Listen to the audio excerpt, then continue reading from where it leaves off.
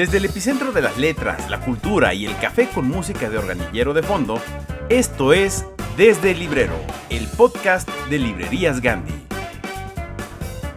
Hoy dedicamos este episodio a Jane Austen, la genio, con Magali Ortega, ya saben, Nena Monstruo y Gina Jaramillo. Aquí no es Lilliput con Anita Mejía. A pie de página con Adriana Romero Nieto y también con Gabriela Montero y Cintia García Soria de la Jane Austen Society México. Recomendaciones Gandhi con Francisco Goñi. Puentes sorprendentes de la literatura con Rodrigo Morlesín. Y por supuesto, las instrucciones para leer a Jane Austen. Los dejamos con nuestro anfitrión de este capítulo, Jorge Hernández. Y recuerden, la F es muda. Este podcast es para los que sí leen la página entera y para los que no, también. ¡Cheerio! Estamos en un Londres ficticio imaginado por la lectura.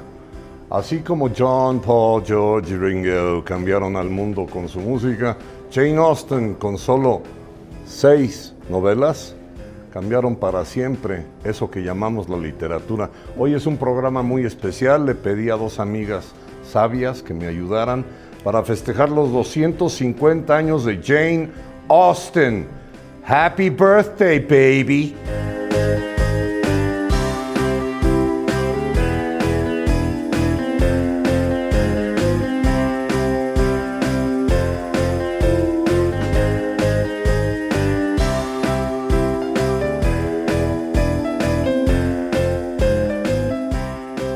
Desde el librero, ¿por qué estoy yo en Gandhi? Pues por el notable parecido que tengo con el Mahatma, pero también porque estamos celebrando los 250 años de Jane Austen. Un saludo a una notable escritora mexicana que dijo que iba a la Universidad de Austin, en Texas, porque quería ver la obra completa de Jane Austen. Yo le dije, bueno, pues seguramente hay ejemplares, porque es una autora que se sigue publicando, se siguen imprimiendo ejemplares de ella todos los años. Es muy notable. Así que 250 años son muchos años.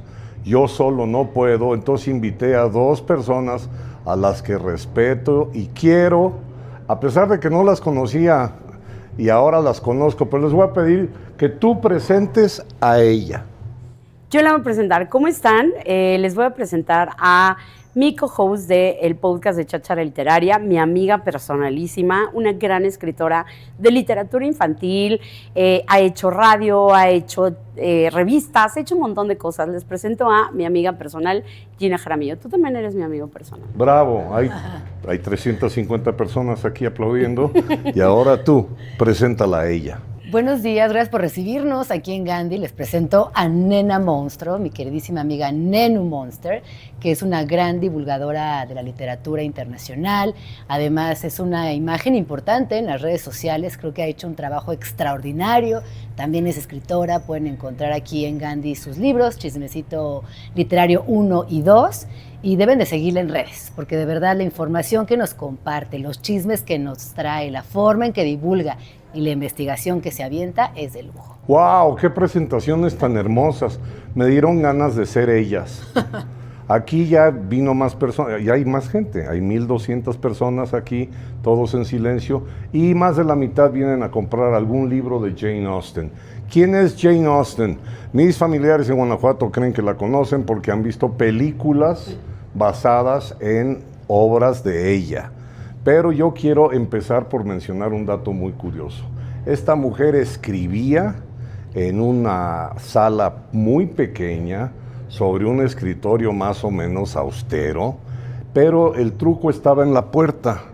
La puerta dicen que chirriaba si es que se cerraba, y entonces ella pedía que no cerraran la puerta para enterarse si alguien entraba o salía. Esta mujer es precoz y prolífica. Es pionera, puras P's para que se lo graben. Sé que empezó a escribir desde muy niña, a los 10 o 11 años, y ya para los 20 años ya tenía, yo creo que perfiladas por lo menos las estructuras de las novelas que escribió. Pero para todos los que no la han leído, les voy a pedir a mis amigas que me ayuden. ¿Qué sería lo primero que dirías tú de las obras de Jane Austen? Yo, antes de empezar con eso, te quiero hacer una pregunta. Fíjate Perfecto. que hay muchos varones, sobre todo, que no le han entrado a la literatura de Jane Austen porque creen que es muy femenina, que es muy girly, que solamente habla de mujeres que se quieren casar. ¿La has leído? ¿Te gusta? Yo la he leído y para mi sorpresa, un amigo muy letrado, hace muy poco me confesó que él relee a Jane Austen 2 veces al año. Wow. Y por lo menos una de sus obras, que al rato voy a confesar cuál es, lo hace llorar. ¿En serio? Y entonces yo creo que tiene que ver con lo que acabas de decir. Hay muchos colegas que les da vergüenza decir que lloran, Sí. y a mí no me da vergüenza. Al Qué bueno. contrario, yo incluso me he identificado con alguno de sus personajes, que es como decir que me he identificado Con Mr. Darcy. Con Mr. Darcy. No, con una de las babies. Veme, yo sin barba tengo un cutis precioso. Es como decir que me identifico con ella, Ok, sobre todo donde ella se proyectó más claro. en sus personajes. Pero tienes toda la razón, así que, amiguitos, reconózcanlo. Hay que leerla, no se anden escondiendo en cuadrículas impostadas. No, Pero, y ya, ¿qué dirías sí, tú? A ver. justo.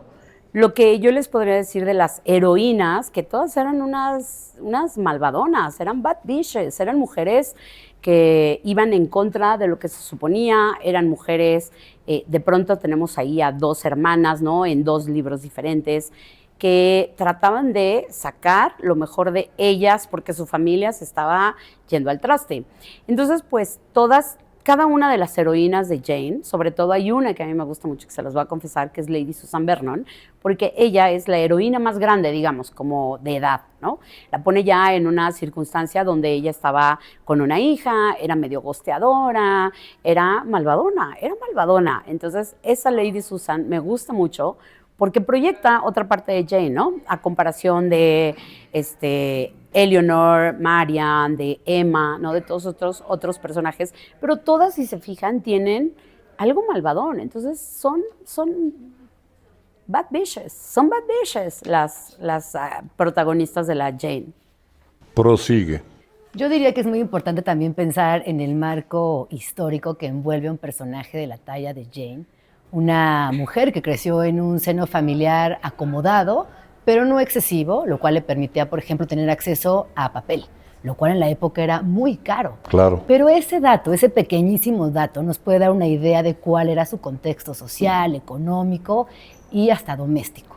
Se sabe que Jane Austen era una niña jovencita, preparada, autodidacta, pero lo mismo cocinaba, cosía, tocaba el piano, cantaba, leía muy bien en voz alta. Es decir, estamos frente a una mujer de época cuya educación le habilitó la posibilidad de escribir, de ser libre en la pluma. Y hay una cosa muy interesante. Era tan caro el papel que ella hacía cross-writing, es decir, ocupaba todos los espacios de la hoja. Cada milímetro de la hoja era ocupado por una letra, por una idea. Se sabe que también tenía una habilidad epistolar importante. Hasta la fecha, el recurso de las cartas nos permite acercarnos a su sentido del humor, a cómo observaba el contexto familiar, lo que veía en la política, que no era menor. Y estas cartas también, hoy a la distancia, nos permiten, como tú decías, conectar directamente con ella. ¿Qué hay de Jane Austen que nos gusta tanto, que nos conmueve y que nos atrapa? Eso, que observaba con mucho cuidado. Qué maravilla poder estar entre ustedes, evocando a esta mujer y celebrándola. Quiero también aclarar a mis parientes en Guanajuato 2 cosas. Una, no es una escritora victoriana, es un término bastante baladí que se usa, digamos, a la ligera. Es pre-victoriana, en estricto sentido. Victoriana se refiere a la reina Victoria, no a Victoria's Secrets, como dijo un primo mío en Silao. Y la segunda cosa es que se leían en voz alta sus textos entre la familia, como una especie de club de lectura, y a mí me encantaría que hiciéramos eso en Guanajuato la próxima vez que voy. En Navidad. Exacto, porque así me sentiría yo halagado, y además yo creo que es un recurso que a ella le sirvió para escuchar en voz alta la prosa y así perfeccionarla, porque los parlamentos son absolutamente palpables. Así es. Es decir, incluso en traducción, ojo, que la mayoría de los mexicanos la han leído, además traducida. Sí, traducida. Pero si ustedes leen inglés y si no, propónganselo con la ayuda de un diccionario, van a ver que además son muy creíbles los personajes porque son palpables sus parlamentos. Ahora, ¿tú la has leído en voz alta? No, pero lo voy a hacer. Tienes ¿Qué toda tal la si razón. hacemos un día una reunión amiguis Va, y hagámoslo. dedicamos un club de lectura? En voz Bueno, alta. la podemos invitar a ella con la Ouija. Respecto a lo de la era victoriana, también quiero aclarar que muchas personas, sin haberla leído, se hacen la imagen de que era muy recatada, muy, chapada. A la antigua. Antigua. Y es falso. Sí, lo que acaba de decir ella demuestra que además era muy adelantada a su tiempo, incluso en términos editoriales. Ella es una precursora del libramiento del autor del yugo de la comisión. Así es. Se escribía por comisión. ¿Tú sabes lo que es eso? Sí, antes a ustedes les daban, bueno, a ustedes, a todas, Te agradezco. no, a escritores Te como agradezco. tal, les daban solamente un pago por una única vez y ya se acababa. Y las editoriales se quedaban con absolutamente los derechos para toda la vida con las reimpresiones. Y justamente Jane vino a hacer como un acuerdo y le dijo a la editorial, oye, sí, pero yo también me quiero llevar comisiones, ¿no? Entonces se considera que Jane es una de las primeras mujeres que hizo negocio con su escritura. Exactamente. Por la época coincide en un viaje que hace el gran Charles Dickens a Estados Unidos, en un periódico conoce a Edgar Allan Poe. No sabemos si Poe estaba curándose una cruda o estaba entablándose con una bebida tradicional mexicana que se extrae del agave, pero se animó con o sin alcohol para otro aspecto que se junta con lo de las comisiones, que es, le dice, nuestros artículos que publicamos en prensa se reproducen en periódicos de lugares que ni se imagina usted. Yo he leído cuentos suyos en Kansas. Y entonces Dickens dijo, ¿y cómo es eso? Pues nos están pirateando. Y es en donde nace la columna sindicada, que le llaman. O Cuéntanos. sindicalizada. Ay, qué Que es interesante. que si a ti te publica un periódico, perfecto, te paga porque es tu sueldo. Pero si eso se va a reproducir en Bolivia, que es mi caso, o en Paraguay, que no es mi caso, entonces ellos tienen que pagarte una parte proporcional. Claro. Porque están usufructuando tu trabajo. Y eso ella también lo hace con respecto a los derechos o lo que llamamos regalías. Que hasta la fecha, por cierto, se sigue imprimiendo Pride and Prejudice. Y ahí hay una parte interesante porque después de cierto tiempo, dependiendo de las reglas de cada país, de las normas, pues los derechos se convierten en libres. Y ya una vez que tengas la libertad de poder hacerlo, puedes reversionar, puedes adaptar, puedes hacer fanfictions y ya no pasa nada con los derechos. Ya eres libre de poder hacer lo que quieras. Ahorita vamos a hablar de una cosa muy interesante que les traigo, que no, lo anunciaron en la FIL Guadalajara, hablando de Jane Austen y hablando de Orgullo y Prejuicio, que me parece muy interesante, pero lo vamos a dejar para el final. Bueno, ¿qué tal si lo dejamos para después de una pausa y que el público aproveche para escribir sus cartitas? Porque sí es momento de confesar, sí soy yo, me pongo el traje rojo el día 24, manden sus cartas y si realmente se portaron bien les voy a traer un ejemplar para cada niño y niña que se hayan portado bien de Jane Austen. Volvemos.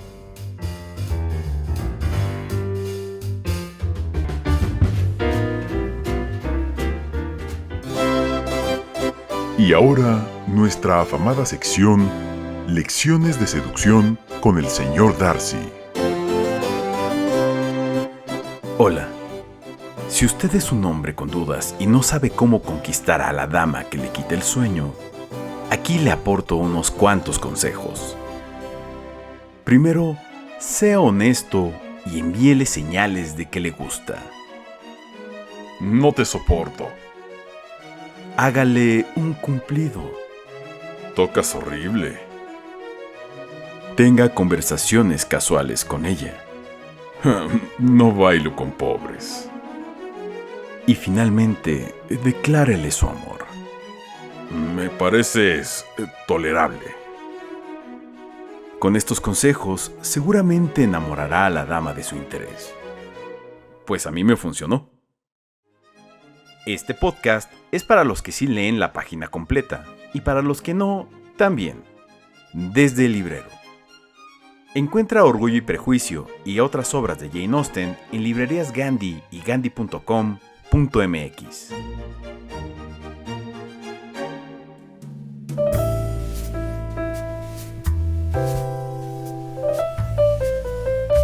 Bienvenidos al podcast Desde el Librero. Mi nombre es Anita Mejía y hoy vamos a hablar de Jane Austen.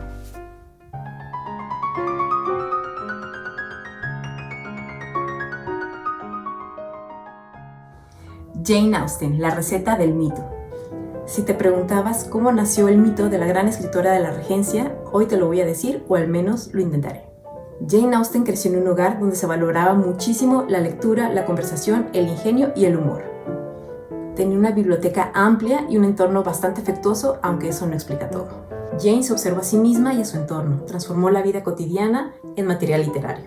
La clave está en que las heroínas de Jane Austen piensan, se equivocan y evolucionan, porque Jane Austen miró con mucha atención lo aparentemente trivial.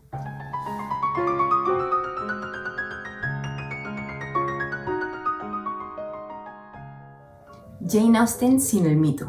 Se dice que Jane Austen empezó a escribir alrededor de los 11 años cuando dejó la escuela, y para los 22 ya tenía bastantes novelas, aunque no se publicaron hasta que cumplió 35 años. Desde la rectoría de Steventon, sin universidad, sin viajes al extranjero y sin poder asistir a los salones literarios de Londres, ella empezó a escribir con una disciplina feroz. Tenía una mesa pequeña y acceso a la biblioteca personal de su padre, que contaba con más de 500 libros. Lejos de la imagen de una solterona tímida que escribe en secreto, Jane Austen fue una escritora audaz, ingeniosa, irónica y capaz. Pero además era una mujer de negocios implacable. Negoció contratos, renovó derechos, cambió de editor cuando era necesario y manejó su carrera con una frialdad inédita para su época. Jane Austen no solo escribió la novela moderna, también inventó la forma de ser una autora moderna.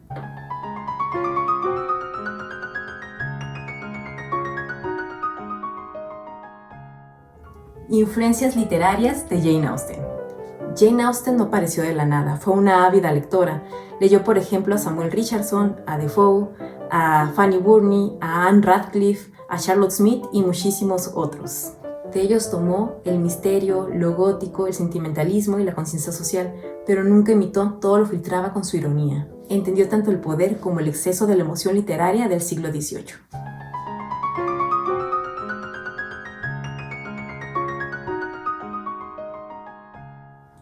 ¿A quién leía Jane Austen?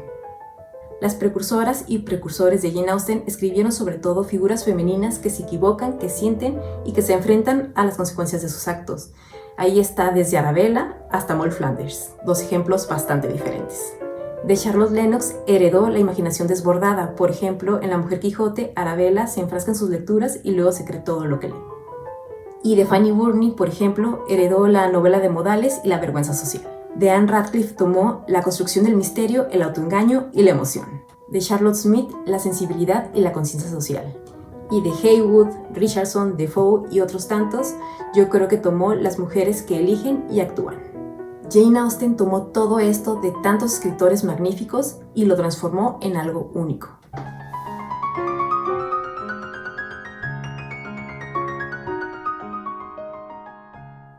Entre pasión y razón.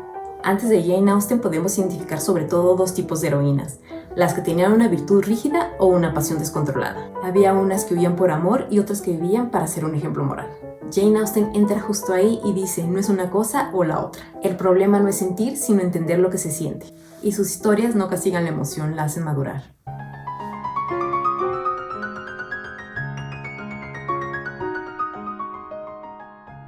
Las herederas de Jane Austen. Después de Jane Austen vinieron todas esas autoras talentosísimas que leemos hasta el día de hoy que se influenciaron en sus novelas. Por ejemplo, están las hermanas Bronte, Anne, Charlotte y Emily, está Elizabeth Gaskell, George Eliot, Virginia Woolf, Barbara Pym, Margaret Drabble, entre otras muchas. Por ejemplo, Charlotte Bronte convierte la contención en fuego moral en Jane Eyre. Emily Bronte rompe el equilibrio y muestra el caos emocional. Y Anne adopta el realismo ético y doméstico. Elizabeth Gaskell amplía lo íntimo hacia lo social. George Eliot profundiza el análisis psicológico. Y Virginia Woolf hereda la mirada aguda y lo empuja a la conciencia moderna.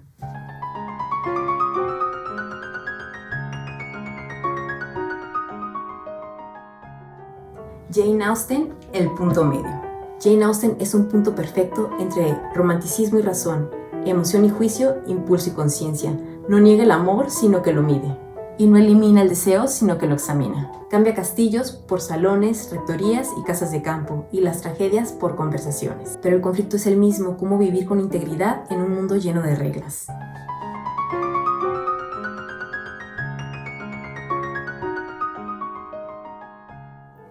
Jane Austen, la verdadera revolucionaria. La genialidad de Jane Austen no solo fue literaria, también fue estratégica. Inventó estrategias narrativas que hoy damos por sentadas. El estilo indirecto libre y la focalización sostenida en una sola conciencia. Esto hace que nos metamos en la conciencia de sus heroínas y podamos ver sus errores de juicio en tiempo real.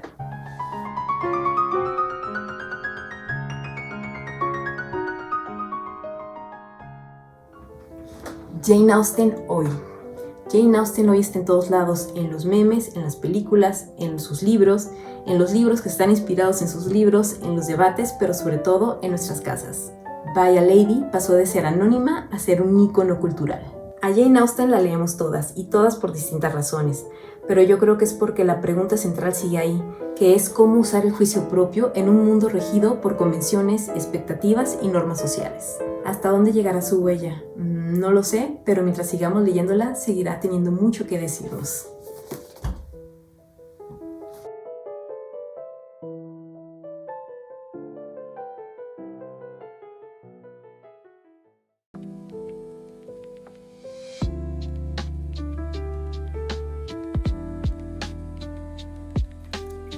Hola, ¿qué tal? Mi nombre es Adriana Romero Nieto y les quiero hablar del tema de mi artículo publicado en el último número de la revista de Lemas Gandhi, dedicado al 250 aniversario del nacimiento de Jane Austen, y el texto lleva por título Jane Austen, la fashion icon de la regencia.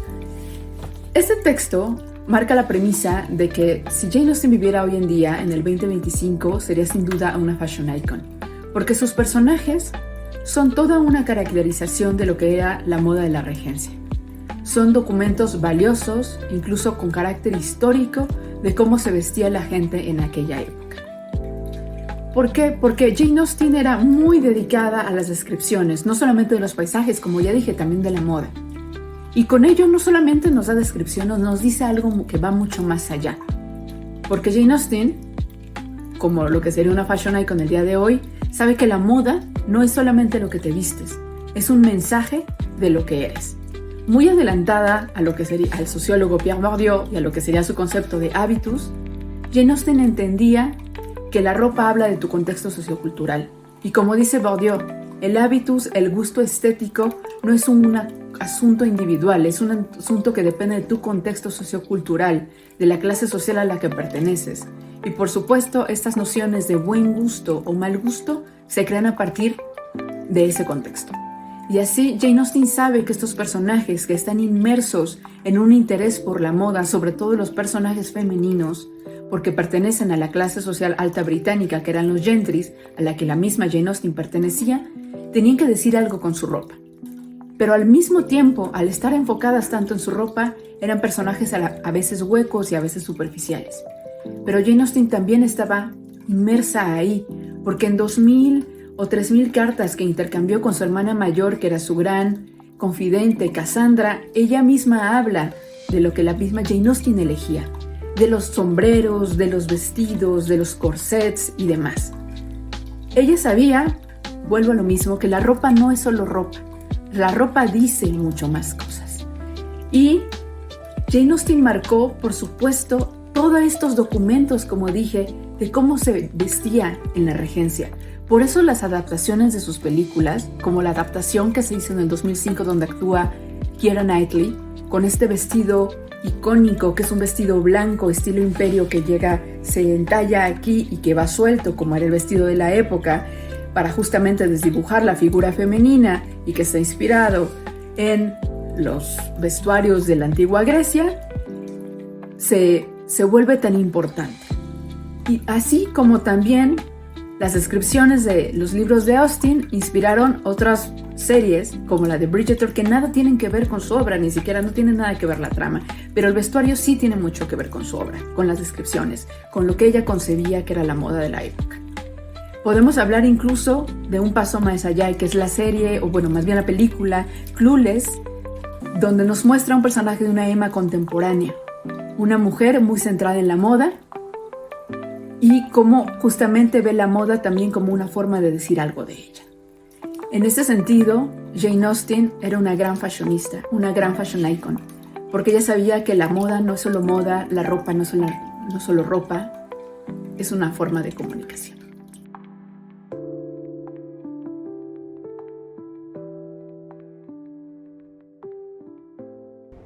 Estamos de regreso desde el librero. Yo soy Jorge Hernández, la F es muda.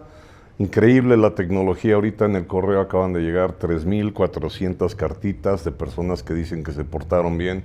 Ok, ahorita compro los ejemplares de Jane Austen. Y antes de irnos al corte, habíamos prometido una pequeña sorpresilla. A ver, ¿cuál es esa sorpresa? La sorpresa es, quiero retomar lo que dijo Gina acerca del contexto histórico y les voy a decir porque ahorita vamos a la otra sorpresa. Pero el contexto histórico traemos muchas. Traemos varias. Pero espérense. Bueno, yo también voy a revelar una. El contexto histórico es muy importante porque, como tú bien decías, no es victoriana, es pre-victoriana. Y ella vivió una época muy convulsa en esa Inglaterra porque estaba la Ilustración, estaba la Revolución y después venía como el periodo de la sensibilidad, que se le llamaba así. Entonces, todo ese tiempo ella lo vive. Y hay una parte muy interesante del periodo de la Ilustración, donde todo se suponía que tenía que ser razonable y crítico y pensarlo, ¿no? Y de pronto viene el culto a la sensibilidad, que era todo lo contrario, una respuesta a ellos, donde teníamos a un montón de personajes, sobre todo en la literatura, lo pueden ver en Las penas del joven Werther, por ejemplo, lo pueden ver en Frankenstein, lo pueden ver en Lord Byron. Las penas del joven Werther lo escribió Goethe. Sí, fabuloso. Yo creo que él merece el Nobel, ¿eh? Total, ¿verdad? Hay que apoyarlo, vamos a pugnar por eso. Bueno, y entonces podemos ver a personajes de la literatura extremadamente sensibles, que les daba el patatús porque sentían demasiado, que era todo lo contrario a lo que decía la otra corriente. Y Jane lo que hace en ese periodo justo es en la mitad decir, me voy a burlar de todos. Me voy a burlar del juicio extremo, pero también me voy a burlar de la sensibilidad extrema que tienen todos, y por eso hace Sentido y Sensibilidad con las dos hermanas. Hay una correspondencia además musical. Es decir, yo cuando he leído a Jane Austen, para tal caso cuando leo Ibargüengoitia me pasa lo mismo, trato de buscar una playlist que me acompañe.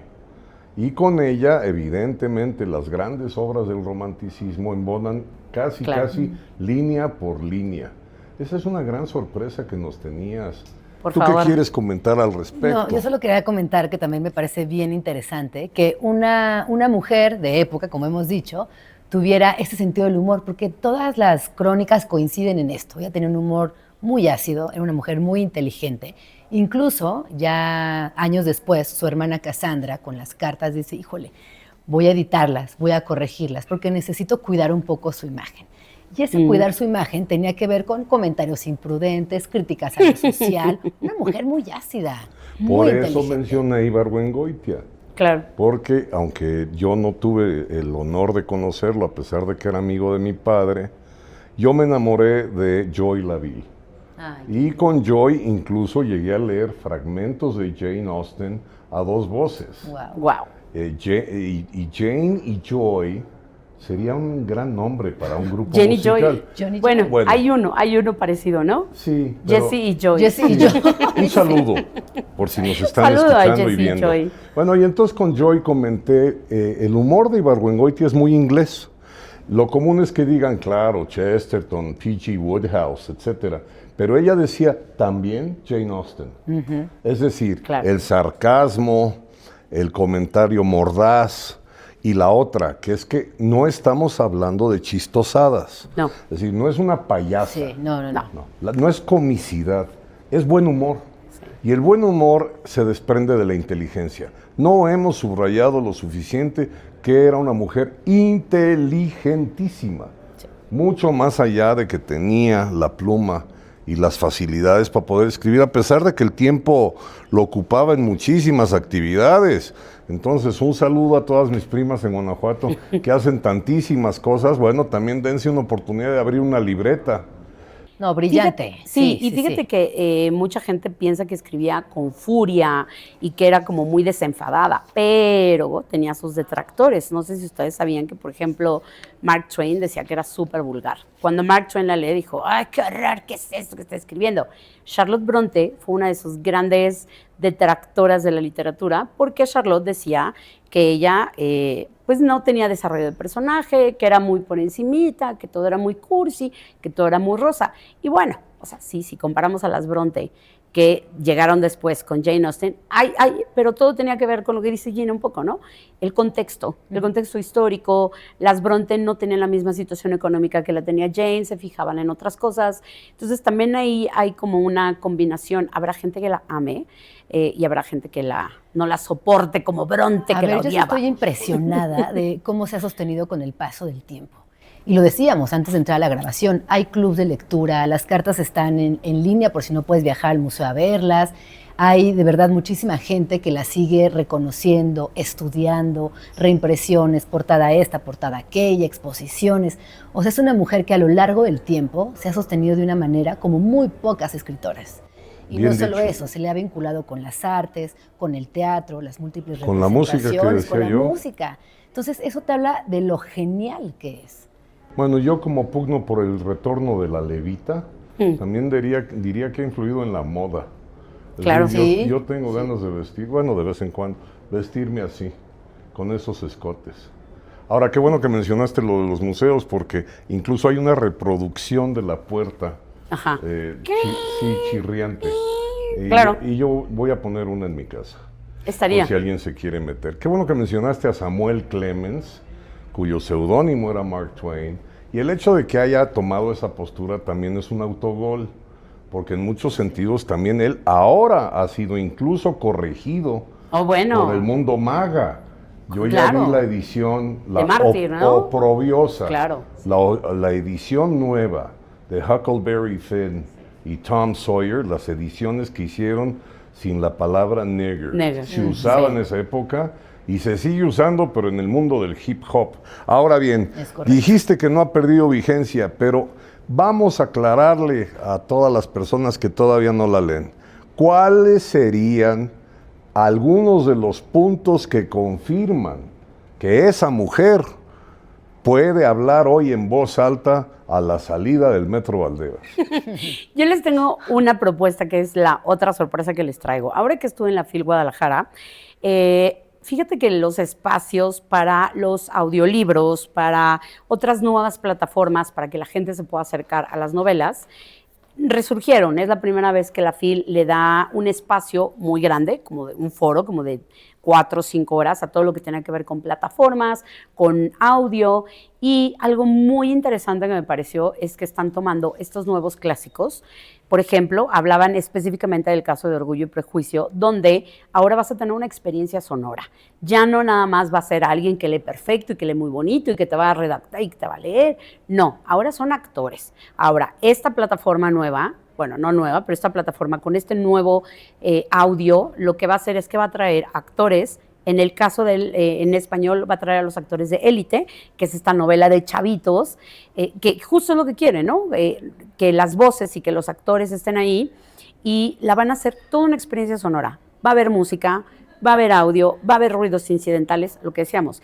Ay, abrió la puerta, se va a oír. ¡Crink! ¿Cómo se abre la puerta? Cerró, corrió rápido. Estamos regresando a las radionovelas. A las radionovelas. Bueno. Exacto. Pero fast track. Oye, sí. pero me parece... ¿Cómo lo ven ustedes? A Yo mí me lo parece celebro. bien. Yo lo celebro, me fascina. Mi abuela escuchaba a Anita de Montemar y lloraba y se imaginaba todo. Y entonces la imaginación del escucha o del lector complementa la obra del artista. Claro. Entonces, en este caso es una oportunidad para que si te pones los audífonos, tú ayudas a conformar eso que llaman, me voy a poner medio mamón, mise en scène. Es decir, la puesta en escena. Sí. ¿Tú no escuchas música cuando lees a Jane Austen? Yo no escucho música cuando leo en general, fíjate. Qué traviesilla. Hazlo por Pero mí. ahora escucho audiolibros mientras corro. Es algo que adapté qué recientemente. maravilla. Ahora, yo no he corrido nunca. La última vez que corrí, el presidente de México era José López Portillo. Hay un video, era yo virgen, Y no pienso volver a correr en mi vida. Bueno, pero sí corres cuando está la Pero alerta sí, sísmica. exacto, Ahí sí corremos. ahí sí No, corres. fíjate que no. ¿Tampoco? No, bueno, depende. Bueno. Si traigo el pañal para adultos, sí. Para que me vean los vecinos. Oye, dijiste que tenías otra sorpresa. ¿Cuál es? La sorpresa es esa, la que les dije de Jane Ah, Austen lo ahora, del de audio. lo del audio, que va a ser ahora pero una... no lo anunciaste como la segunda sorpresa. No, sí dije, segunda ¿sí? sí. Perdóname, si un loco Sí. creí que el mundo era mío. No, Soy pero un espérate, personaje traigo de otra. Jane Austen. Espérame, traigo otra porque... Antes de que tú la encuentres, quiero que tú me digas, ¿cuál es tu libro favorito de Jane Austen? Orgullo y Prejuicio. ¿Sí? Y justamente ayer, mientras pensaba en esta conversación, vi la película con Keira Para Knightley. prepararte. Pues me dieron ganas de verla, como de regresar a ese momento. Como Está muy en plataformas, está en plataformas. está accesible. Incluso hay que decir, quienes no la han leído, también a quienes no han visto las películas. Porque se ha hecho un esfuerzo de veras muy encomiable para llevar a la pantalla el universo de Jane Austen. Y bueno, me fui enterando que otros clásicos más nuevos como Clueless o como Bridget Jones también están inspirados en Jane Austen. Un saludo a Bridget saludo a Jones, Bridget Jones. secretamente enamorada de mí. Se nota en más de una de las... De veras, ¿eh? Voltea la pantalla y dice, Jorge, pero casi no se oye. Entonces, ¿cuál es tu libro favorito de Jane Austen? Lady Vernon, definitivamente, porque es lo que les decía, es una heroína o una personaje, vamos a ponerlo mucho mayor, ya es una señora adulta que tiene una hija, pero que ella se la pasa bomba. O sea, Lady Vernon es malona, es criticona, pero ella quiere vivir su vida, no está buscando ya marido como todas las otras personajes, pero hay algo en cada una de ellas que tiene una personalidad de Jane. Emma es otro personaje que a mí me gusta mucho. Emma, sí. Y a pesar de que digan, es que no pasa nada en Emma, no, pasa el personaje. Por supuesto. Justo, lo que pasa es ella te está enfilando hacia el personaje, a sus pensamientos, sentimientos. No necesariamente Jane tendría que tener estos exabruptos, estas cimas, estos clímax.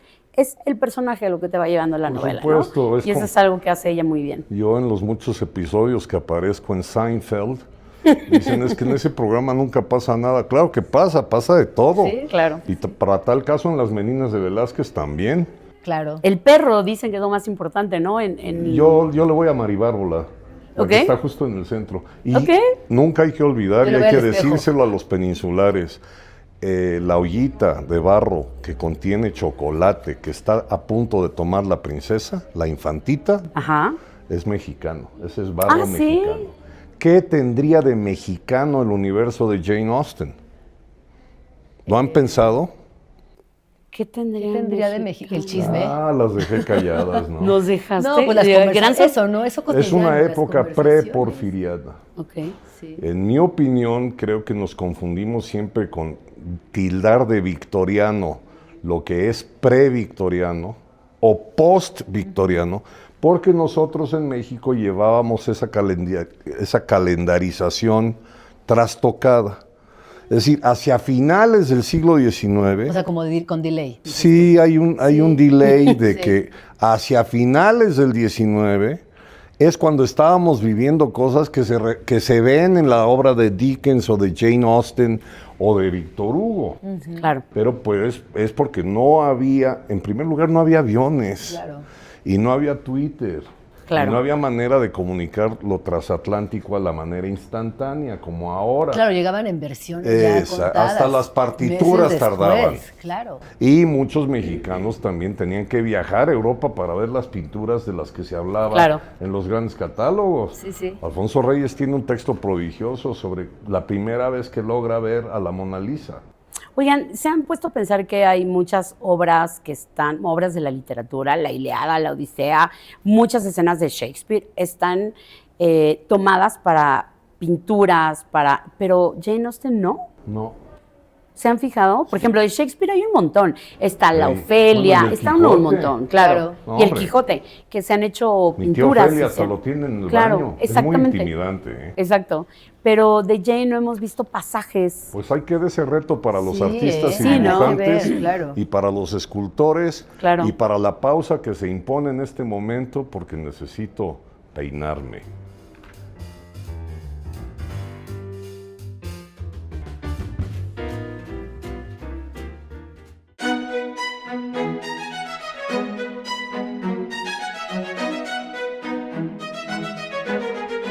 Hola, buenas tardes. Estamos aquí. Muchas gracias por la invitación a Gandhi. Somos Gabriela Montero y estoy aquí con mi colega Cintia García Soria. Formamos parte del equipo de la nueva Jane Austen Society México y estamos aquí para hablar de nuestra reina que acaba de cumplir 250 años, Jane Austen. Nos gustaría invitarlos a todos, a los que yo sé que hay mucha gente que ya la leyó. Nos encanta tener clubs de lectura al respecto porque yo soy firme creyente de que nunca nadie lee un mismo texto. Entonces a alguien le puede parecer romántico, a alguien no. Y nos gustaría invitar a la gente que nunca lo ha leído a que se dé tiempo a entrar en el mundo de Jane Austen, que a lo mejor a primera instancia pareciera no interesante, es muy, muy, muy interesante. Miren, fíjense que creemos que México sí es un país de lectores. Creemos también que merecemos tener una sociedad civil sin fines de lucro que tenga que ver con Jane Austen para promover su obra, promover su vida, sus letras. Yo creo que era una niña genio. Entonces, desde hace muchos años yo conozco a Cintia, no quiero decir exactamente, pero así como 20 tantos. Y ha sido un sueño nuestro porque queremos emular lo que ocurre en otros países, ¿no? Principalmente Inglaterra tiene su sociedad Jane Austen UK, Estados Unidos tiene una sociedad Jane Austen Society de Norteamérica muy importante, imagínense que Junto tiene... con Canadá, porque abarcan Canadá y Y Estados así, Unidos. claro, y que hay gente que dice, bueno, también México es Norteamérica, ¿no? Entonces a lo mejor ahí luego, no sé, hacemos una colaboración. Pero ellos cuentan con 5,000 miembros y una vez al año se hace una junta anual, que es la AGM, a la que Cintia y yo hemos asistido varias veces y me ha gustado tanto lo que hemos presenciado ahí, conferencias, concursos de cine, bueno, hasta el baile, todo lo que tiene que ver con la vida y obra de Jane Austen. Y hemos llegado al grado que yo ya formo parte de la junta directiva, ya llevo 3 años sirviendo con ellos, me acaban de aumentar otros 3 años y eso me hace, estoy aprendiendo, ¿eh? Estoy ahí precisamente porque quiero aprender cómo podemos replicar eso en México. Y ya casi estamos listas. Nos encanta que nos estén escuchando porque si hay gente interesada en participar como miembro inicial de la Jane Austen Society México, por favor contáctenos. ¿Y qué te parece, Cintia, que primero hablamos de dónde viene nuestro amor de Jane Austen? Platícanos, ¿de dónde viene tu amor por Jane Austen? Yo no sabía que nací Janeite. Como a los 12 años descubrí que existía Jane Austen en una novela, Persuasión. No es la entrada típica que tienen la mayoría de las personas, porque la mayoría de las personas entra con Orgullo y Prejuicio, que es la más fácil de leer, la más querida, la más popular, la más amada, etcétera, etcétera, etcétera. Pero era en una época anterior a Internet. Entonces parecía que uno estaba totalmente solo en este mundo. Llega Internet, llegan además las adaptaciones al mismo tiempo y todo mundo se interesa en Jane Austen. Y entonces empieza ese gran descubrimiento. Otro privilegio además, poder leerla en inglés porque era muy difícil en aquella época encontrar la obra en español. O sea, sí se habían publicado sus novelas en español, pero conseguir ejemplares era rarísimo. Entonces llega el boom, la Austenmanía, como se llama, y empezaron a reeditar su obra y ya a la fecha, ¿no? Ya tenemos casi la obra completa publicada finalmente en español. Claro, prevalece la edición en España. Casi no tenemos ediciones o más bien traducciones hechas por hispanoamericanos o por mexicanos realmente. Por ahí hay una de Sergio Pitol, ¿no? Que tradujo Emma. Sí, Y, sí. y qué bueno que tocas ese punto porque déjenme comentarles que Cintia es una traductora profesional que tiene una maestría precisamente en cómo traducir la ironía de Jane Austen. Y quizá, bueno, no sé qué tan pronto, pero uno de los goles de la Jane Austen Society México es tener mejores traducciones. Imagínense que no existe una traducción al español mexicano, al español latinoamericano. Entonces, si todo sale bien, podemos trabajar en eso porque no es lo mismo, ¿no? Yo creo que todo el mundo hemos experimentado que tenemos algún amigo español y yo, ¿cómo? ¿Qué dijiste? La ironía es de que yo a veces con mis amigas españolas tengo que preguntarles si lo que me están diciendo es tal palabra en inglés, qué ironía, ¿no? Entonces es la importancia de tener buenas traducciones Y también lo difícil que es traducir la ironía. Entonces, hay que cuidar eso mucho. Yo creo que formalizando esto de la sociedad, profesionalizando todo el asunto que tiene que ver con Jane Austen, vamos a poder llegar a muy buenas traducciones. Y no solo de eso, ¿no, Cintia? Porque ¿qué más tenemos? Tenemos ensayos, ¿no? Hay mucho ensayo, mucha información sobre historia, sobre su vida, sobre la época de Jane Austen, que no existe en español. Hay muy pocas ediciones, bueno, hay muy pocos libros sobre esas épocas que se hayan traducido en español, entonces, pues se necesita. Y claro, hay ahora ya también escritos, otra vez, desde España, escritos totalmente desde el español con información, pero hay tanto que no existe que disponible para quienes no pueden leer en inglés. Claro, y además es un tema que a primer apariencia parecería pequeño, porque ella solo escribió 6 novelas, vivió apenas 41 años en esta tierra, pero las implicaciones de todo, históricas, ¿no? Hace rato comentábamos de la moda, la vestimenta, los vestidos corte imperio, corte regencia. Se puede, no solo es moda, ¿no? También hay una implicación social. Por ejemplo, ya veníamos las mujeres con vestidos sueltos en la época de la regencia, con ¿cómo le llaman? El corte imperio arriba, digamos que sueltitas en la cintura. Pero luego tenemos una reina nueva en Inglaterra y con Victoria cambió todo. De repente la forma de vestir se vuelve más apretada, restringida. Y eso no solo pasa en la ropa, también tenía que ver en cosas sociales. Hubo como un retroceso en los avances que pudo haber tenido la libertad de las mujeres, ¿no? Muy chistoso. Entonces, por ejemplo, ahí tendríamos un gran ensayo, que a mí como uno de los goles principales de la sociedad es eso, no solo leerla, sino hacer crítica, estudiarla, escribir ensayo. O sea, olvídense, cuando ya podamos lanzar el primer concurso de ensayo de la Sociedad Jane Austen en México, yo estaré muy feliz porque hay todos estos temas de los que podemos hablar. Todos estos años que hemos leído y estudiado Jane Austen hemos hecho muchas alianzas, muchas amistades, ¿no? Yo quiero mucho a las chicas españolas que están trabajando sobre esto. En Norteamérica, también en Estados Unidos se está trabajando mucho, en Brasil, en Argentina. También, así como nosotros estamos iniciando, también se está abriendo la Sociedad Jane Austen en Francia, ¿no? También me encanta que pasamos lo que sean las limitantes de los idiomas, porque yo hablo inglés muy bien, pero francés no. Pero el hilo que es Jane Austen, pues me ha llevado a tener grandes pláticas con las chicas de Francia, ¿no? También me divierto mucho de ver todo lo que está ocurriendo, todos los eventos. Ahorita mismo están ocurriendo más eventos que celebran el cumpleaños. No hemos parado, o sea, fue el día 16, pero continúa y yo pienso que todo 2026 vamos a seguir haciendo cosas, ¿no? Estadísticamente cada vez están abriendo más regiones. ¿Se acuerdan de Corpus Christi? Malamente yo pienso en Corpus Christi, donde vivió Selena, la cantante con esta tragedia. Pues se acaba de abrir una región de la Jane Austen Society en Corpus Christi y están haciendo eventos maravillosos que pues ahorita por el momento solo puedo ver en pantalla. Claro, no piensen que nada más somos nosotras dos. En todo México yo creo que hay diferentes agrupaciones que se juntan a leer, a estudiarla, a platicar, y se han desarrollado cosas muy bonitas, ¿no? También hay proyectos de colaboración que tenemos ahí guardados, que ojalá esto se dé suavecito y podamos compartirlo pues con el público. Yo creo que ya se ha mencionado en otros lugares, pero algo que me parece fundamental es que Jane Austen siempre nos ha hablado de la necesidad para tener una buena vida, para ser feliz, de tener una libertad económica.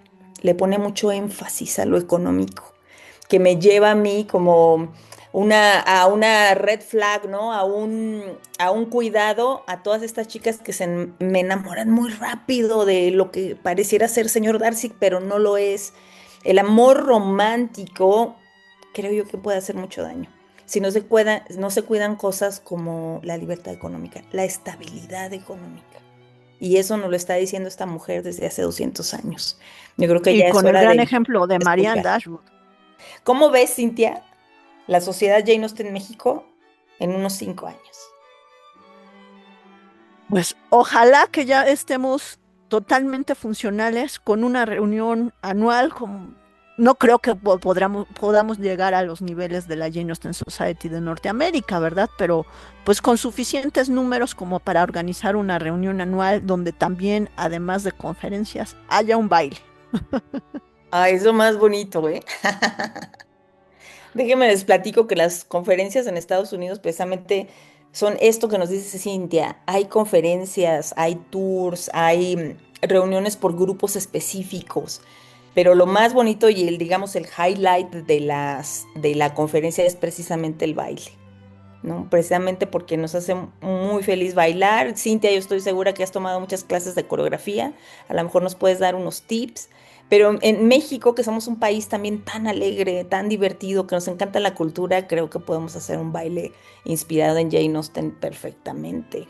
Entonces, no sé, a lo mejor el siguiente cumpleaños. Hagámoslo. Y yo quisiera aprovechar e invitar a las personas que nos están escuchando, si tienen interés de unirse, de saber un poco más de la sociedad, contáctenos. Estamos en Facebook, en Instagram, así como Jane Austen Society México. ¿Algo más que quieras decirle a nuestros escuchas, Cintia? Nada más, lean a Jane Austen. Hay muchas maneras de leerla. Las novelas se pueden leer de manera muy distinta, en distintos órdenes, desde cómo las escribió, o sea, en el orden en que las escribió, en el orden en que se publicaron, en el orden de lo más fácil a lo más difícil.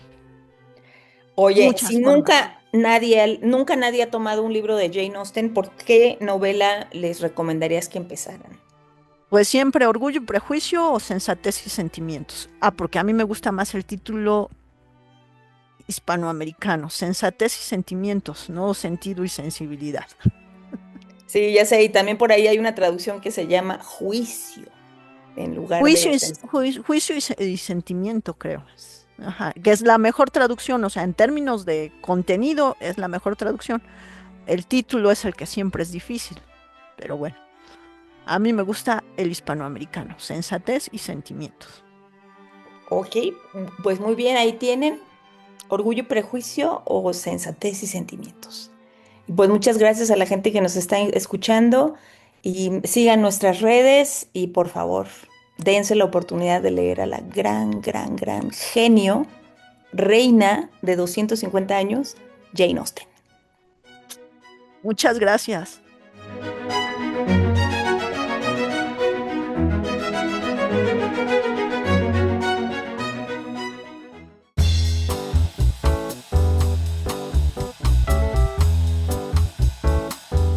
Hola amigos, los saluda Francisco Goñi desde Librerías Gandhi. El día de hoy les tenemos 3 propuestas de lecturas muy buenas.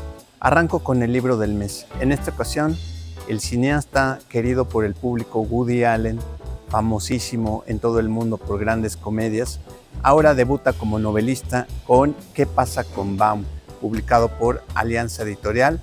En esta novela, por demás interesante, plantea con muchísima ironía, como suele hacerlo, el sin destino de un escritor fallido que no puede integrarse al gremio cultural e intelectual de Estados Unidos y bueno, lo llenará de dificultades, adversidades para sortearlas. Créanme que esta opción les va a encantar.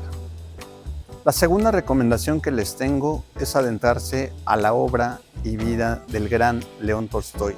Se están cumpliendo 115 años de su fallecimiento. Tolstói ganó la inmortalidad por obras cumbres, obviamente como Ana Karenina, La guerra y la paz. Sin embargo, yo les quiero hacer particularmente 2 recomendaciones: La felicidad conyugal y Ana Karenina. En estas 2 novelas, de extensiones distintas, Tolstói, como en todo su trabajo, aborda por supuesto la condición humana, las creencias en Dios, la naturaleza, relación hombre-mundo, pero ahonda en este par de novelas la relación amorosa. ¿Qué tan compleja es esta relación que a todos nos toca en mayor o menor medida? ¿Qué es el amor? ¿Cómo se sostiene? ¿Cómo se acaba? ¿Cómo se destruye? En fin, aborda las pasiones humanas, yo creo que como muy pocos escritores en la historia. Nuestra tercera y última recomendación, amigos, es la obra de Roald Dahl, el gran escritor británico que se ha ganado los corazones de todos los lectores de todas las edades. De Roald Dahl hay mucho que decir, pero seguro recordarán Matilda, Charlie y la fábrica de chocolates. Particularmente les recomiendo esta edición que sacó Anagrama con los cuentos reunidos. Creo que es una grandísima oportunidad para entrarle a un escritor tan entrañable. Bueno, amigos, espero que les hayan gustado mis recomendaciones de hoy. Hasta la próxima.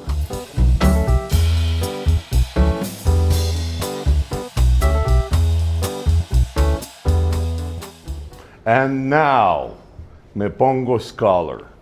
Hay que aclararle a los dueños del oficio, a los profesionales de la crítica y a los lectores en general, que Madame Bovary c'est moi. Sí, claro, pero antes estuvo Jane Austen para que eso pudiera cuajar. Ella introduce la concentración en la conciencia de un solo personaje en un ámbito en donde antiguamente se brincaba de cabeza en cabeza. Aquí, al concentrarse en el subconsciente y consciente de uno solo de los personajes, para empezar, lleva al lector al plano interior de, por ejemplo, Emma, para absorber sus confusiones, afirmaciones y visiones, pero también para saber un poco más que el propio personaje en sí mismo. Anoten eso y tomen conciencia la próxima vez que lean a una mujer que iba más allá de la prosa a incluso la propiedad de sus textos como mujer de negocios. A ver, entre la verdadera y la ficticia, yo voy a soltar afirmaciones que tengo aquí preparadas muy cariñosamente por mi amiga Yara. Y entonces ustedes me dicen a cuál corresponde. O sea, ¿nos vas a hacer un concurso? Sí, porque yo me nos falta un dedico a botoncito, eso. nos falta un de trin, pero bueno, va. No, pero hay premio, ¿eh? Okay. Va. A ver, rechazó una propuesta matrimonial después de aceptar por la presión social. Sí, verdadera. Es la verdadera Austen. Entonces, ¿qué pasó ahí? No sabemos por qué en realidad nunca se quiso casar. Sí tuvo una propuesta de matrimonio, no recuerdo el nombre, pero seguramente aquí nuestro don erudito Jorge nos va a poder decir, pero sí rechazó una propuesta ya grandecita, ¿eh? Sí. O sea, grandecita para la época, tipo 30 y tantos. Sí, claro, ya era. Pero ahora, se estaba quedando. También sabemos que Jane, por las fotos que hay, bueno, por los cuadros que hay de ella, pues era como gruñonzona, no era esta mujer. ¿Saben qué creo que pudo haber pasado? Que no tenía una gran dote. Claro, lo que te iba a decir. Claro, ¿no? Económicamente tenía pues cierta inestabilidad y recordemos que en esa época incluso las tierras y demás se heredaban directamente al hijo varón. Sí. Ella tenía un hermano que la acompañaba, la cuidaba, incluso en las negociaciones estaba presente, pero ella por sí misma no tenía esta gran dote. Y claramente no le interesaba, no era algo que ella buscó. No, totalmente no. Es la historia de mi vida, porque yo sé que muchas que andan ahí atrás de mí es porque quieren mi fortuna. Por favor. Está a sus órdenes. Bueno, entonces quedamos en que sí, es cierto. Es correcto. La real. Okay. ¿Es ella la real o es uno de sus personajes el que responde a que la familia esperaba que fuera una gran anfitriona y que a través de su anfitrionía establecía alianzas favorables? ¿Cierto o mentira? ¿Qué será eso? Yo digo que mentira. Emma. Claro. Emma Wood. Ajá, no era la real. No es la real. Exacto, era mentira. Emma. Bien, amiga. Bien. Palmitas. Van ganando, se está complicando el premio. Mentira, sí. Que, a ver, otra es que observaba obsesivamente las costumbres sociales para luego ridiculizarlas. Verdaderísima. ¿Verdad? Ya estaba un poco adelantado en lo que nos explicó nuestra hermana sobre la moda. Por último, era muy hábil para ocultar manuscritos cuando alguien entraba a la habitación. Sí, también. ¿Por qué? Por el rechineo de la puerta. Rechinaba la puerta. Estoy comprometiéndome con un gran premio para las dos. Ajá. Van empatadas. Yo digo que tú nos dispares todos los libros que querramos de aquí abajo. Perfecto, lo voy a hacer. Listo. Eso. Y aparte voy a lanzar un atrevimiento.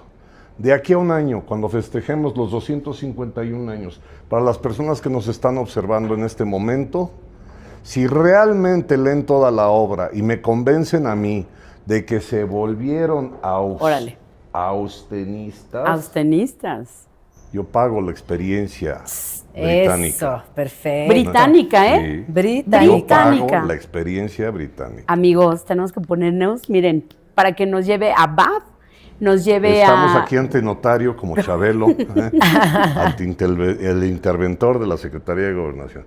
En ningún momento mencioné avión, ni viaje, ni nada. Dije, yo pago la experiencia británica. Bueno, ya se enterarán qué es. Nos vamos Pero a como yo me parezco también a con ese Chesterton, teléfono. hay algo de mí en ese premio. Ya para cerrar, yo solamente les quiero decir, nosotros estamos hablando de Jane Austen, pero sabemos que afuera hay un mundo que solo vive y respira para Jane Austen. Los clubs de lectura, la gente que hace estos bailes de disfraces y que cada año lo celebran. Tours, gente que vive para, por, sin, según, ante, cabe, bajo, contra de Jane Austen. Entonces, si nos hemos equivocado en algo, por favor, pónganlos en los comentarios para que todos los demás se enteren. Y también, si nos saltamos algo muy importante, ¿no? Los invitamos a que... Y yo solo quiero decir rápidamente que todas las cartas que se escribió con su hermana Cassandra y evidentemente sus obras las pueden encontrar en línea, completamente gratuitas, lo mismo que clubs de lectura mensuales que organiza el Morgan Museum and Library en Nueva York. Entonces, si a ustedes les interesa, ahí también se pueden sumar a esas actividades que continúan siendo una experiencia cada mes, son gratuitas y están al alcance de un clic. Y yo por último, ya para cerrar, lo estamos viendo por últimos, pero hay una recomendación muy importante porque a partir del 6 de diciembre la BBC Sounds va a poner en línea toda la experiencia sonora de todas las novelas de Jane Austen. Así es que si quieren, los invitamos a que se conecten y puedan ahí escuchar las nuevas versiones que tiene la BBC Sounds. ¡Qué maravilla! Una gran dinámica para celebrar 250 años de una mujer inmortal.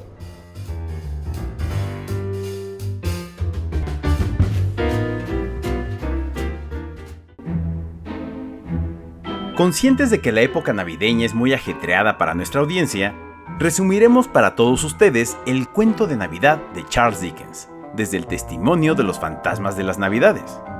Esperamos lo disfruten. Navidad del pasado. Lo llevé a los rincones que dejó cubrirse de polvo. Le recordé la ternura que alguna vez habitó en él, pero también de la herida que le hizo cerrar puertas. Y pareciera que su corazón de piedra seguía ahí. Navidad del presente. Lo acerqué al latido del mundo que ignora.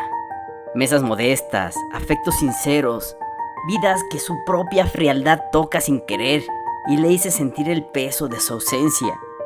Pero parece que nada de eso funcionó. Navidad del futuro. Pero la Navidad del futuro no habla, ¿o sí? Así es, yo no pierdo el tiempo hablando. Ahora va a entender este viejo tacaño.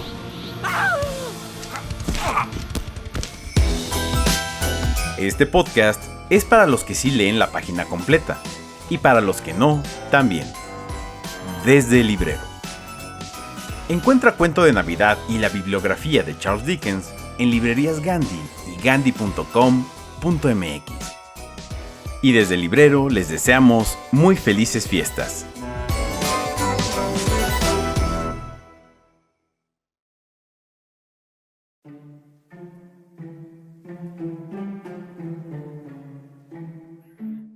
Bienvenidas y bienvenidos a Puentes Sorprendentes, esta sección donde hacemos extrañas uniones entre libros que nos llevan de uno a un sexto libro de manera sorprendente. Y llegaron las fiestas y seamos o no fanáticos de la Navidad, pero siempre hay algo que celebramos en esta época. Y se me ocurrió hablar de 6 clásicos de la literatura en tema navideño y cómo empezar si no fuera con Canción de Navidad de Charles Dickens. La edición que yo tengo está ilustrada por Roberto Innocenti y publicada por Calandraca. Es para mi gusto, la mejor edición que hay de cuento de Navidad. También se le conoce como canción de Navidad, y que ha habido películas y se han hecho series de televisión y versiones y reversiones de este libro original de 1843. Es una maravilla, y las ilustraciones de Roberto Innocenti son majestuosas. De verdad es un gran libro. Y de ahí los quiero invitar a dar un paso gigante en el tiempo e irnos hasta el 2020 con Canción sobre un niño perdido en la nieve, de Toño Malpica, con ilustraciones de Sara Quijano. Sí, Toño Malpica, nuestro amigo que todos conocemos y que queremos muchísimo, publicado por El Naranjo. ¿Y por qué pongo este libro justo después de Canción de Navidad o Cuento de Navidad? Pues porque Toño Malpica toma la historia original de Dickens y le da una gran vuelta, crea una nueva historia. Es increíble la manera en la que Toño tiene una gran habilidad para reversionar historias. Lo ha hecho con Frankenstein, lo hizo con Cuento de Navidad, y esta novela no es la excepción. Es uno de los libros navideños mexicanos actuales y que vale muchísimo la pena. Pero de ahí los invito a que regresemos en el tiempo, aún antes de Cuento de Navidad, porque es El Cascanueces de 1816. El Cascanueces de E.J. Hoffman, en el que el Cascanueces pelea contra el rey de los ratones, y la versión que yo tengo para invitarles a que tengan es la creada por Maurice Sendak. No solo hizo las ilustraciones, sino que hizo la versión del texto, la traducción del original, e hizo una cosa espectacular. Porque si bien Maurice Sendak tiene un gran vínculo con el teatro, y esas bases también le sirven para crear los escenarios que forman parte de este libro. Así, es doblemente clásico. Clásico por Hoffman en El Cascanueces y clásico por Maurice Sendak. Un par de ilustraciones de este libro las vi en Nueva York en la Morgan Library, así que si un día andan por allá y pasan por la Morgan Library, busquen esas ilustraciones porque ahí tienen los originales. Pero hagamos otro paso en el tiempo enorme, un salto cuántico, y vayámonos a Cómo el Grinch robó la Navidad. Sí, este gran clásico que aparte en los últimos años se ha vuelto muy popular. Antes no era tan popular. Es más, cuando era popular no era tan popular como ahora. Ahora hay toda clase de productos sobre How the Grinch Stole Christmas de Dr. Seuss, y también por lo mismo han salido miles de versiones. Yo tengo una clásica, pero también hay lenticulares, hay con solapas, hay muchísimas versiones de este clásico que si algo nos ha dejado es la palabra Grinch, inventada por Dr. Seuss y que ahora usamos todo el tiempo para decir de alguien gruñón. Esa palabra fue inventada ni más ni menos que por Dr. Seuss. Y este clásico navideño no podía faltar. Y les tengo un par más.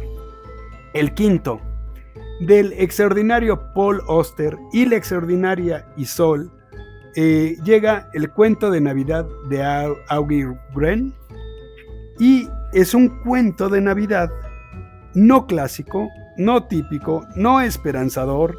Es de hecho bastante umbrío, un poco triste, un poco gloomy esta historia, que Isol hizo unas ilustraciones increíbles a manera de collage, y que originalmente esta historia se publicó en el New York Times en 1990 como pedido para la sección de opinión del periódico.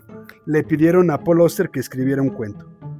Así, la edición en español es de Editorial Sudamericana, pero también hace muchos años compré en Gandhi la edición en inglés, que es pequeñita, y la verdad es que está increíble. Y es un cuento, un cuento que no es común, y que eso lo hace muy rico y lo hace un clásico.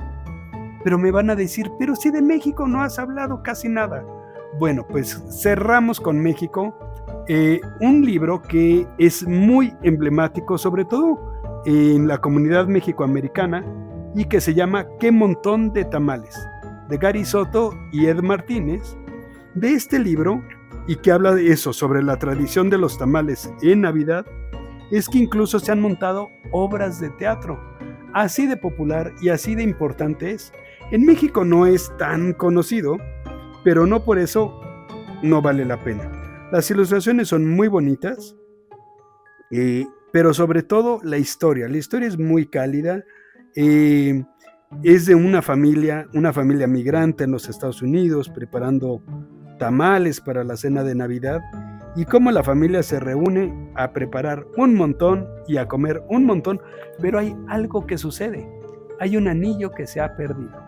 Es una historia increíble, y esta historia es de 1993. Es bastante reciente, pero por su importancia en la comunidad es que es todo un clásico.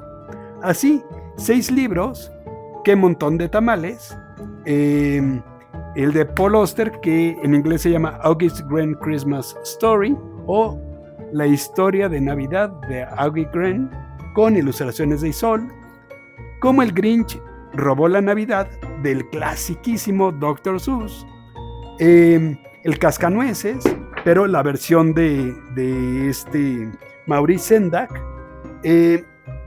Tenemos Canción sobre un niño perdido en la nieve, de Toño Malpica, y que es una gran novela. Y el primero del que hablamos, Canción de Navidad, de Charles Dickens, con ilustraciones de Roberto Innocenti.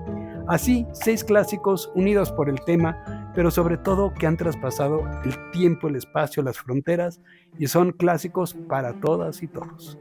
Que tengan muy felices fiestas, a celebrar, que estén muy bien. Adiós.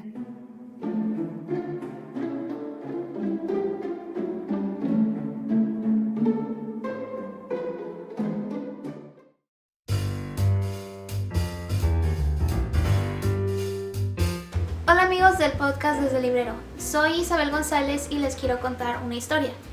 A mí me gusta mucho ir a las librerías Gandhi, y hace unos meses fui con mi mamá y vi unos libros que me llamaron mucho la atención, porque pues están muy bonitos y hasta vienen como sus propios como separadores y son dorados, son estos, compré varios. Siento que están muy preciosos, y como este en particular me gusta mucho. Y tiene aquí su separador, como pueden ver, es dorado. Está muy bonito, a mí me gustan mucho.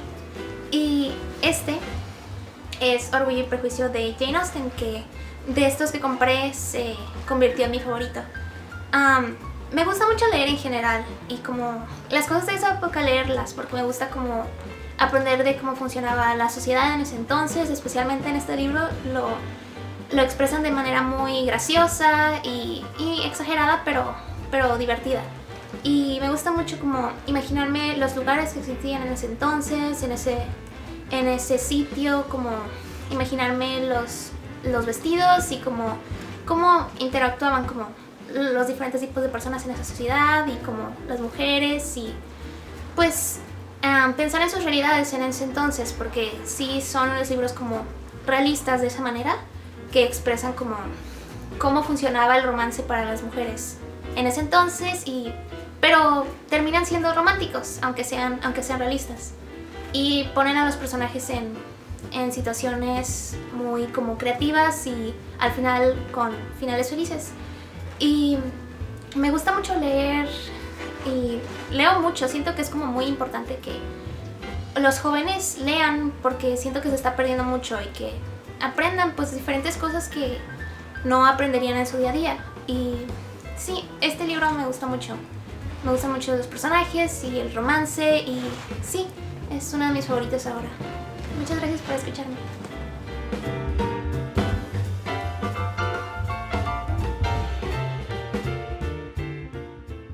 Llegamos al último bloque de esta maravillosa tertulia que estamos festejando a Jane Austen desde el librero. Y vamos a hablar de un Jorge que puede ser mi alter ego, Jorge IV, rey de Inglaterra, que se atrevió por ser rey a pedirle que le dedicara una obra. Casi Qué incómodo. Casi a exigirlo. Sí. Es que los reyes somos así. A ver, descríbelo para que la gente... Tómame, por favor, un close-up para que la gente me conozca mejor. ¿Cómo era yo cuando me ponía la toga? ¿Ustedes qué dicen? ¿Se parece o no se parece? Aquí está una foto. De hecho, justo esto se me hizo como un dato muy importante que yo se los escribí en el chismecito literario de este mes, que está exclusivamente hecho de Jane Austen. Van a encontrar un montón de cosas aquí, pero me pareció muy relevante como uno de los primeros fans masculinos, un varón, fue muy fan de Jane Austen y fue el rey Jorge. Cuando él leía, fíjate que él empastaba hasta los libros de Jane, los mandaba a hacer en cuero y le ponía filigrana de oro. Ah, sí, ahí, mira. Y entonces le avisan. Los de Jorge Volpi los tengo en cuero verde. Le avisan a Jane, le dicen, oye, ¿qué crees? Fíjate que el rey pues es muy fan tuyo. Y Jane estaba bastante incómoda con la monarquía, o sea, tampoco era algo que a ella le gustaba, no le encantaba que el rey fuera su fan. Y le invitan a ver la biblioteca que él tenía. Le dicen, oye, pues ve, a ver, ojo, aquí Jane muy lista dijo, esto me conviene. O sea, no me encanta la idea, pero me conviene ir, me conviene que el rey sepa. Y llega uno de la gente que trabajaba para el rey y le dijo, oye, dice el rey que no le molestaría nada si la próxima novela se la dedicas. ¿Qué Pues haces? qué incómodo. O sea, ¿qué dices? Pues que sí. Pues sí. Obvio, ¿no? ¿Tú qué dirías? Imagínate las represalias si dices que no. Claro. ¿Podrías haberlo hecho? Políticamente también. Sí, pero ella muy inteligente dijo, lo voy a hacer porque si yo le dedico y ¿saben qué libro fue? Emma. Le dedicó Emma al regente y dijo, bueno, pues con cariño. Irónicamente, ella en la dedicatoria pone para su Alteza Real. Muchas gracias, Alteza Real. Gracias por todo, Alteza Real. Como estas tres maneras de hacerlo, fue como, sí, lo voy a hacer, pero a mi manera, ¿no? Y les voy a encontrar aquí a su Alteza Real, el Príncipe Regente. Esta obra, con el permiso de su Alteza Real, es dedicada respetuosamente por su humilde y obediente servidora, la autora. Hay ironía, hay chiste, ¿no? Hay porque además se trataba de un tipo que era mujeriego y... Fanfarrón. Farol. Sigue. Pero el humilde y obediente, claro que está lleno de significado y como era ella, inteligente y humor. Con ese sarcástica, doble sentido, ¿no? Claro. Ahora, ya que mencionamos a Emma, vamos a ponernos serios con respecto a las aportaciones del oficio de escribir. Esta mujer logra en Emma una pulsación tan interesante que parecería que está dentro de la cabeza del personaje, el lector. Así es. Entonces, muchos al leerla incluso se confunden o tienen confusiones que son las confusiones del personaje. Esto es muy interesante, que uno logre a través de la pluma meter al lector que te está leyendo en una azotea o que te está leyendo en el asiento trasero de un Volkswagen que va pasando por Moroleón, a la cabeza de una ficción, es decir, a la entraña de un invento. Hablemos de eso.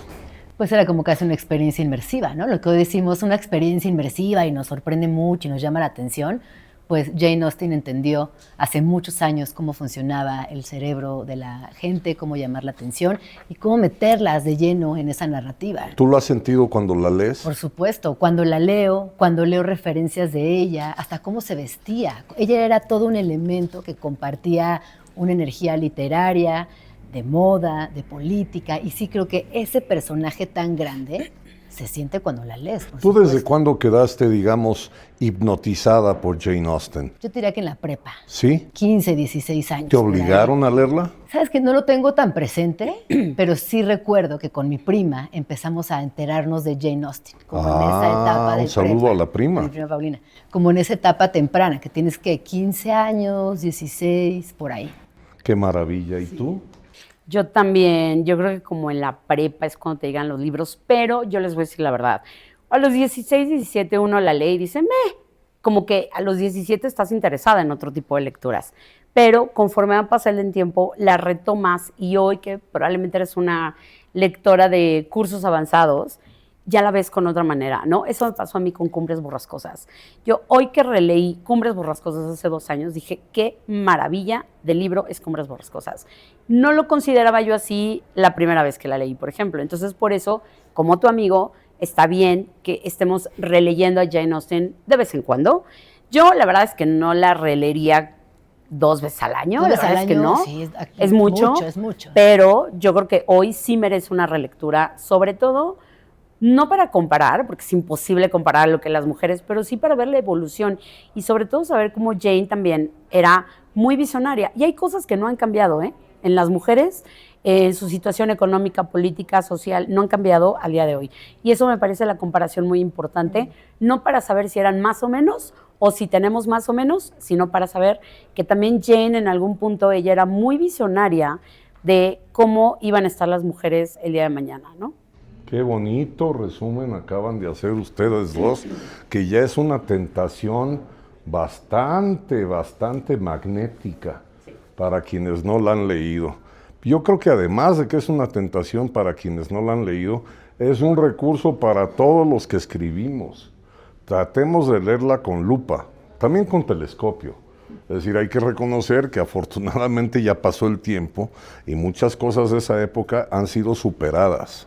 Pero que eso es muy bonito de la historia. O sea, Nenu y yo siempre decimos, no puedes juzgar un momento histórico con ojos contemporáneos. Ah, qué momento para decir eso. La relectura sí te permite ver ciertas fisuras de lo humano, cómo nos hemos construido socialmente, y creo que por eso es muy valioso también regresar ahí, sin juicio, leyendo, capitalizando esa lectura, entendiendo otros elementos, y creo que es muy bonito. ¡Wow! Eso fue un penúltimo párrafo perfecto. Échate tú el último. El último sería decirles que sí hay que leer a Jane Austen, el que quieran. Si creen que de pronto puede ser como algo flojón, algo aguadón, métanse a ver el contexto. Los contextos históricos a veces nos ayudan mucho a entender el autor. La música que escuchaban, por ejemplo, estaba Mozart, estaba Haydn, estaba Beethoven, ¿no? Claro, en ese momento era lo que ella escuchaba, ¿no? De Luna. Ajá, y era lo que ella escuchaba, y estaba el romanticismo y el sentimentalismo, y pero por el otro lado, claro, vean la moda, ¿no? La moda que ellas usaban, los sombreros. Gina trae más cosas de la moda, del arte, de la pintura, ¿no? O sea, como revisar todo ese contexto para saber que también ella ocupaba ese lugar para desde ahí escribir. Sus personajes no son flojos, al contrario, como bien lo decía, ¿no? Tiene un trasfondo psicológico y social, moral. También es que chequen todas las personajes que ella tiene, tienen algo de diablillas. Hay una Jane Austen real, de carne y hueso, y hay una Jane Austen ficticia. Ambas comparten vestuario. ¿Quieres decir algo al respecto? Bueno, respecto al vestuario, creo que no lo hemos mencionado, y si hoy pensamos que la moda es un tema importante y que se vincula con la cultura y con el arte, déjenme decirle que en la época de Jane Austen también.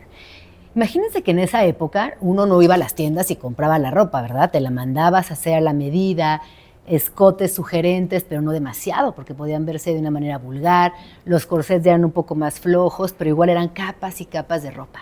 Y se sabe que Jane Austen y sus hermanas, su hermana Cassandra, vestían de blanco. ¿Por qué? Porque era un color de la gente acomodada. Tú imagínate que tenían la posibilidad de que alguien les lavara la ropa, de que alguien estuviera pendiente, de que estuvieran en forma esos vestidos que a la postre se convirtieron en un estilo. Hoy la gente busca vestidos tipo Jane Austen y aparecen estos vestidos. Es decir, hasta eso se apropió de un estilo, de una época completa. Entonces, únicamente menciono esto porque reafirma la importancia y la grandeza de nuestra personaje. Información útil para la próxima vez que vayan al tianguis. Jane Austen. Por favor, a la paca. Ese tipo de corte. Oigan, algo que no mencionamos y que creo que sí es muy importante es que Jane Austen muere muy joven, muere a los 41 años. La muerte sigue siendo un misterio, se sabe que quizás los pulmones, quizás una enfermedad degenerativa, pero claro, como Cassandra, la hermana, quemó gran cantidad de cartas, no se sabe con exactitud qué pasó. Lo que sí sabemos es que los últimos años, la última década, fue muy feliz. Ella vivió en la casa de Chanton Cottage, donde el hermano administraba y generó un ambiente doméstico muy, muy prolífico, muy bonito. Y eso, la verdad, me da mucho gusto. Si bien ella nunca se enteró lo famosa, relevante, y que el mundo lo iba a amar, sí se enteró que era modestamente famosa y que la gente la aceptaba. Hoy pensamos en una muerte de 41 años como una tragedia y lo es. Y también en esa época. Así que bueno, solo comentar esto porque creo que nos faltó mucha Jane Austen por delante, pero con lo que dejó fue más que suficiente y la celebramos por eso. En este número están ilustradas de una manera muy, muy, muy jugosa, muy deliciosa. Por favor, consigan el ejemplar de esta revista que es de nuestra casa Gandhi, en donde estoy yo por mi notable parecido con el Mahatma. Aquí tienen una guía, un prontuario de personajes y les agradezco mucho a mis amiguis que hayan venido, que me hayan ayudado a celebrar 250 años. Peleemos por el regreso de la levita. Tarde o temprano me vestiré así. Jane Austen, happy birthday. Muchas gracias. Y que viva la literatura. Nos vemos. Gracias. Adiós, amiguis. Esto fue Desde el Librero, el podcast de Librerías Gandhi. Nos encontramos en el próximo capítulo.